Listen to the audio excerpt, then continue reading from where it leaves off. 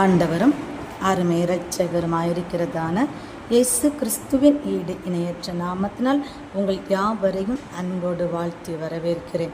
மீகா 7ஆம் அதிகாரம் 15வது வசனத்தில் இப்படியாக வாசிக்கிறோம். நீ எகிப்து தேசத்திலிருந்து புறப்பட்ட நாட்களில் நடந்தது போலவே உன்னை அதிசயங்களை காண பண்ணுவேன். அடிமைத்தனத்தில் இருக்கிறதான ஜனங்களை மீட்டு கொண்டு வந்து அந்த வனாந்தரத்திலே தேவன் அதிசயங்களினாலும் அற்புதங்களினாலும் இஸ்ரவேல் ஜனங்களை வழிநடத்தினார். ஒரு தகப்பன் தன் பிள்ளைகளை சுமந்து கொண்டு போனதை போல தேவன் வனாந்தரத்தில் இஸ்ரவேல் ஜனங்களை சுமந்து கொண்டு வந்தார்.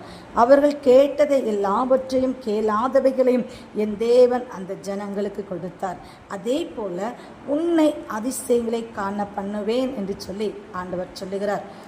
எந்த காரியம் உங்களுடைய வாழ்க்கையிலே நடக்காதா என்று சொல்லி நீங்கள் ஏக்கத்தோடு காணப்பட்டீர்களோ, என்னுடைய வாழ்க்கையில் இந்த அதிசயம் நடக்காதா என்று சொல்லி பல நாட்கள் ஏக்கத்தோடு காத்திருந்தீங்களோ, அந்த காரியத்தில் உன்னை அதிசயங்களை காண பண்ணுவேன் என்று சொல்லி ஆண்டவர் சொல்லுகிறார்.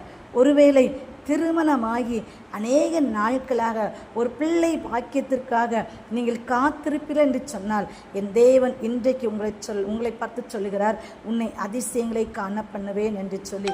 ஒருவேளை நீங்கள் வேலை செய்கிறதான ஸ்தலத்தில் ஒரு பதவி உயர்வுக்காக நீங்கள் நீண்ட நாள் காத்திருப்பீர்கள் என்று சொன்னால் இன்றைக்கு என் தேவன் உங்களை பார்த்து சொல்லுகிறார், நான் உன்னை அதிசயங்களை காண பண்ணுவேன் என்று சொல்லி.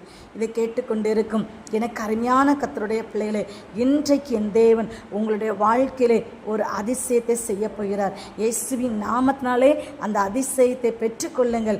நிச்சயமாகவே என் தேவன் உங்களுடைய வாழ்க்கையிலே அற்புதத்தையும் அதிசயத்தையும் செய்து தலை நிமிர பண்ணுவாராக. வெட்கப்பட்ட இடத்திலே, அவமானப்படுத்தப்பட்ட இடத்திலே உங்களை அதிசயங்களை காண பண்ணி அவர்கள் கண்கள் காண என் தேவன் உங்களை உயர்த்த போகிறார். ஆகவே விசுவாசத்தோடு இதை ஏற்றுக்கொள்ளுங்கள்.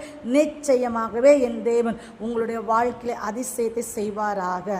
கர்த்தர் தாமே உங்கள் ஒவ்வொருவரையும் அபரிதமாய் ஆசீர்வதிப்பாராக. God bless you.